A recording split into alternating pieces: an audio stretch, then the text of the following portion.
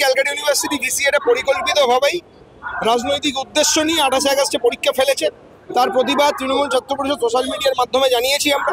গতকাল আমরা দেখেছি সাধারণ ছাত্রছাত্রীরা এসে কিভাবে ইউনিভার্সিটিতে বিক্ষোভ করেছে এবং তৃণমূল ছাত্র পরিষদকে আক্রমণ করার জন্যই ওই নির্ধারিত ডেটে পরীক্ষা ফেলা হয়েছে।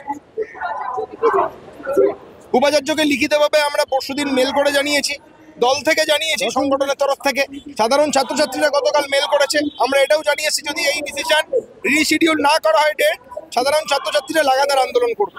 এই যে পরীক্ষাটা ফেলেছে সেটাতে মূলত মানে সমস্যাটা কোথায় হবে বা সেই দিন তাহলে উপস্থিত হবে কি করে ছাত্রছাত্রীরা যারা তৃণমূল সাধারণ ছাত্রছাত্রীরা যখন তার সাথে কথা বলতে যায় তিনি তখন বলেছেন নাম করে যে এসএফআই এর ফাউন্ডেশন ডে আছে। আমাদের ছাত্রছাত্রীরা বলেছে যে তৃণমূল ছাত্র পরিষদ পশ্চিমবঙ্গের সব থেকে বৃহৎ ছাত্র সংগঠন, লক্ষ লক্ষ ছাত্রছাত্রী সারা বাংলা জুড়ে সেদিনকে কলকাতায় আসবেন এবং গান্ধী মূর্তির পাদদেশে রেকর্ড ভিড় করে মমতা বন্দ্যোপাধ্যায়, অভিষেক বন্দ্যোপাধ্যায়ের বক্তব্য শুনবেন।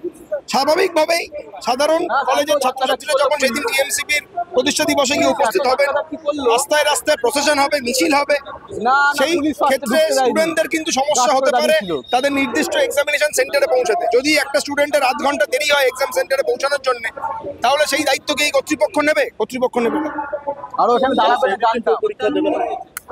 আমরা দাবি জানিয়েছি, উপাচার্য বলেছেন যে তিনি হায়ার এডুকেশন ডিপার্টমেন্টের সাথে কথা বলে ডিসিশন নেবেন। যদি পরিবর্তন না হয় লাগাতার আন্দোলন করব। আমরা আন্দোলন করতে জানি।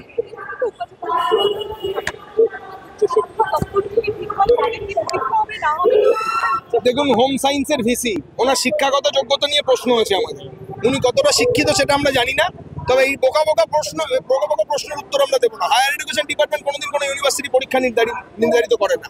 ক্যালকাটা ইউনিভার্সিটির ইউজিপিএস এর চেয়ারম্যান, পিজিপিএস এরাই পরীক্ষা ঠিক করে, কন্ট্রোলার অফ এক্সামিনেশন পরীক্ষা ঠিক করে এবং মূলত শিডিউলিং এর কাজটাই কন্ট্রোলারের। তো এই দায় কোনোভাবেই ভাইস চ্যান্সেলর এড়াতে পারবেন।